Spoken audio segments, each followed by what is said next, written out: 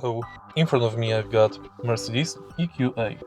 In this video I'll show you how to navigate through instrument cluster.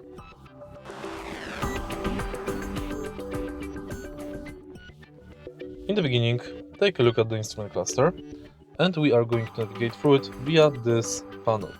Firstly, press Home button, and now swipe right to select Instrument Cluster menu.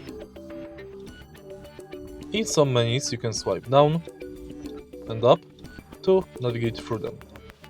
To reset values, press OK back. Now let's take a look what we can find here.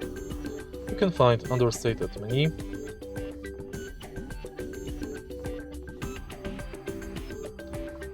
of which we can change color,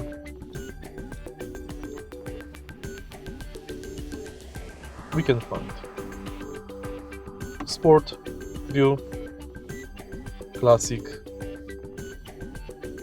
Navigation, Assistance,